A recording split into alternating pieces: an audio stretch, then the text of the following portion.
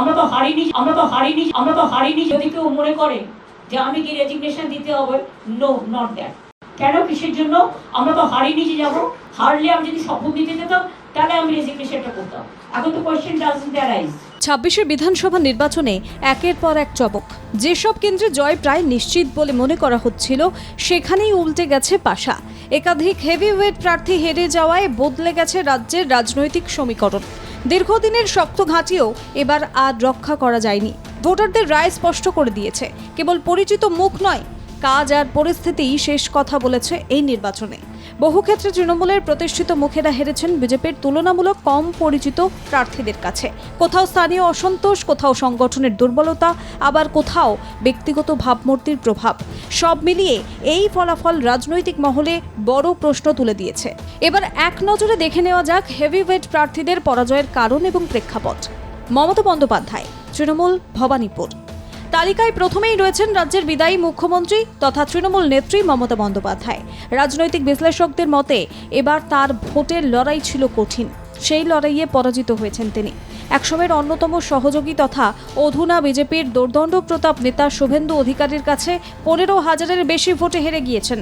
তবে জিতবেন না তা মমতা বন্দ্যোপাধ্যায় সরাসরি নিজেও সম্ভবত ভাবতে পারেননি। ঘরের মেয়ের হার হলো ঘরেই। দেবাশিস কুমার, তৃণমূল, রাসবিহারী কেন্দ্র, যা দীর্ঘদিন তৃণমূলের শক্ত ঘাঁটি হিসেবে পরিচিত, সেখানেই ধাক্কা খেলেন দেবাশিস কুমার। প্রায় ২১,০০০ ভোটে বিজেপির স্বপন দাশগুপ্তের কাছে হারতে হয়েছে তাকে। কলকাতা পুরসভার গুরুত্বপূর্ণ মুখ হয়েও এই পরাজয় প্রমাণ করছে শহুরে ভোট ব্যাংকে বড় পরিবর্তন এসেছে। জ্যোতিপ্রিয় মল্লিক, তৃণমূল, হাবড়া কেন্দ্র থেকে ৩১,০০০-এর বেশি ভোটে বিজেপির প্রার্থী দেবদাস মণ্ডলের কাছে পরাজিত হন জ্যোতিপ্রিয় মল্লিক। তৃণমূল গঠনের সময় থেকে মমতা বন্দ্যোপাধ্যায়ের ছায়াসঙ্গী জ্যোতিপ্রিয়। তবে বিধানসভা নির্বাচনের নির্ঘণ্ট প্রকাশের পর থেকে বঙ্গ রাজনীতির নজর ছিল তার দিকে। রেশন দুর্নীতির অভিযোগে দীর্ঘদিন বিতর্কে থাকার প্রভাব যে ভোটে পড়েছে তা অনেকেই মনে করছেন। বহু বছরের সংগঠন ভিত্তি থাকা সত্ত্বেও এই হার তার রাজনৈতিক অবস্থানকে বড় ধাক্কা দিয়েছে। অরূপ বিশ্বাস, তৃণমূল, টালিগঞ্জ কেন্দ্র থেকে অরূপ বিশ্বাসের পরাজয় এই নির্বাচনে বিশেষভাবে নজর কেড়েছে। তিনি দীর্ঘদিনের বিধায়ক এবং রাজ্যের ক্রীড়ামন্ত্রী। এতদিন এলাকায় শক্ত সংগঠন এবং ব্যক্তিগত প্রভাব থাকলেও বিজেপির পাপিয়া দে অধিকারীর কাছে ৬,০০০-এর বেশি ভোটে হারতে হয়েছে তাকে।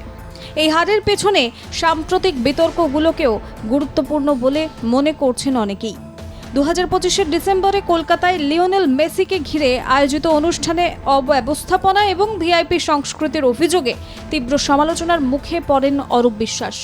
যুবভারতী স্টেডিয়ামের সাধারণ দর্শকদের দুর্ভোগ নিয়ে ব্যাপক ক্ষোভ তৈরি হয়। সেই ঘটনার জেরে শেষ পর্যন্ত তাকে ক্রীড়ামন্ত্রী পদ থেকে সরে দাঁড়াতে হয় এবং মমতা বন্দ্যোপাধ্যায় নিজেই ক্রীড়া দফতরের দায়িত্ব নেন। সব মিলিয়ে দীর্ঘ রাজনৈতিক অভিজ্ঞতা থাকা সত্ত্বেও বিতর্ক এবং জনমতের প্রভাব যে ভোটের ফলাফলে পড়তে পারে, টালিগঞ্জের ফল তারই ইঙ্গিত দিয়েছে। শশী পাজা, তৃণমূল, শ্যামপুকুর। তৃণমূলের হয়ে এবারও শ্যামপুকুর কেন্দ্র থেকে দাঁড়িয়েছিলেন রাজ্যের মহিলা এবং শিশু উন্নয়ন মন্ত্রী শশী পাজা। তার বিরুদ্ধে লড়াইয়ে ছিলেন বিজেপির পূর্ণিমা চক্রবর্তী। শ্যামপুকুর কেন্দ্র থেকে শশী পাজা ১৪,৬৩৩ ভোটে হেরে গিয়েছেন বিজেপির পূর্ণিমা চক্রবর্তীর কাছে। মন্ত্রী পদে থাকার পরও এই পরাজয় দেখাচ্ছে যে স্থানীয় স্তরে ভোটের সমীকরণ বদলে গিয়েছে। অতীন ঘোষ, তৃণমূল, কাশীপুর বেলগাছিয়া কেন্দ্রে মাত্র ১,৬৫১ ভোটে পরাজিত হন ডেপুটি মেয়র অতীন ঘোষ। বিদায়ী বিধায়ক অতীনের মূল লড়াই ছিল বিজেপি প্রার্থী রিতেশ তিওয়ারির সঙ্গে। লড়াই ছিল হাড্ডাহাড্ডি, কিন্তু শেষ পর্যন্ত জয় হাতছাড়া হয়। এই ফলাফল দেখাচ্ছে কাছাকাছি লড়াইয়ে সামান্য ব্যবধানও কতটা গুরুত্বপূর্ণ। ব্রাত্য বসু, তৃণমূল, দমদম কেন্দ্র থেকে ২৫,০০০-এর বেশি ভোটে পরাজিত হয়েছেন রাজ্যের শিক্ষামন্ত্রী ব্রাত্য বসু। ওই কেন্দ্রে জিতেছেন বিজেপির অরিজিৎ বক্সি।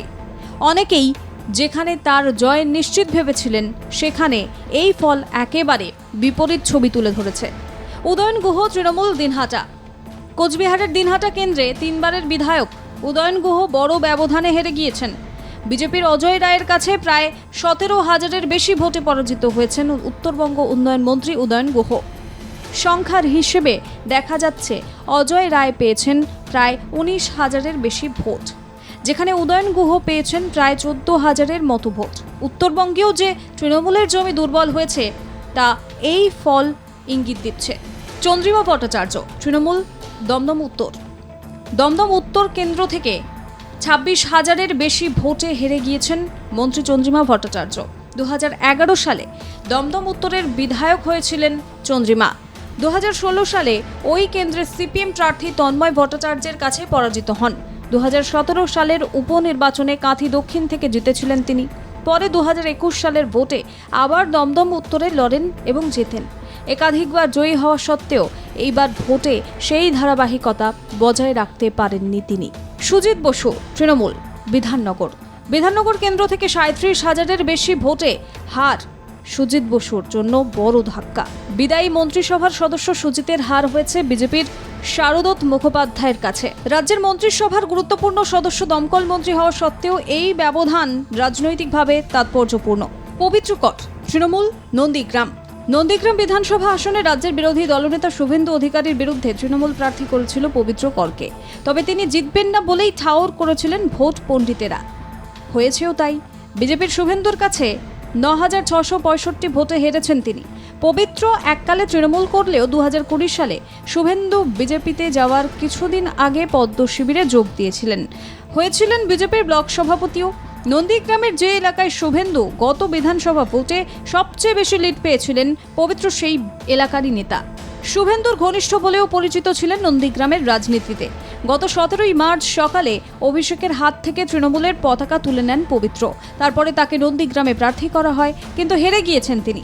কংগ্রেসের ক্ষেত্রেও এই নির্বাচনের চিত্র ছিল যথেষ্ট তাৎপর্যপূর্ণ। অধীর রঞ্জন চৌধুরী সহ দলের একাংশ যেখানে বামেদের সঙ্গে জোটের পক্ষে সওয়াল করেছিলেন, সেখানে প্রদেশ কংগ্রেস সভাপতি শুভঙ্কর সরকার একক লড়াইয়ের পক্ষে অবস্থান নেন। শেষ পর্যন্ত কংগ্রেস হাইকমান্ড তার অবস্থানেই শিলমোহর দেয় এবং 294টি আসনেই একা লড়াইয়ের সিদ্ধান্ত নেয় দল। তবে সেই কৌশল যে প্রত্যাশিত ফল দেয়নি তা স্পষ্ট হয়ে যায় ফল প্রকাশের দিনই। শ্রীরামপুর কেন্দ্র থেকে প্রার্থী হয়ে শুভঙ্কর সরকার মাত্র 2,884 ভোট পান এবং নিজের জামানতও রক্ষা করতে পারেননি। পাশাপাশি অধীর রঞ্জন চৌধুরীও নিজের আসনে পরাজিত হয়েছেন, যা কংগ্রেসের জন্য বড় ধাক্কা হিসেবে দেখা হচ্ছে। ফলে এই ফলাফল শুধু নির্বাচনী ব্যর্থতাই নয়, বরং কংগ্রেসের ভবিষ্যৎ কৌশল, জোট রাজনীতি এবং সংগঠনগত অবস্থান সবকিছু নিয়েই নতুন করে প্রশ্ন তুলেছে। সুতরাং সবশেষে বলা যায়, এই নির্বাচনের ফলাফল স্পষ্ট করে দিয়েছে শুধু পরিচিত মুখ বা দীর্ঘ রাজনৈতিক অভিজ্ঞতা আর জয়ের নিশ্চয়তা নয়, সংগঠন, স্থানীয় ইস্যু এবং ভোটারদের মনোভাব সব মিলিয়ে তৈরি হয়েছে নতুন সমীকরণ। ফলে আগামী দিনে সব দলকেই নতুন করে নিজেদের কৌশল সাজাতে হবে, তা বলাই যায়। ব্যুরো রিপোর্ট, আর প্লাস নিউজ।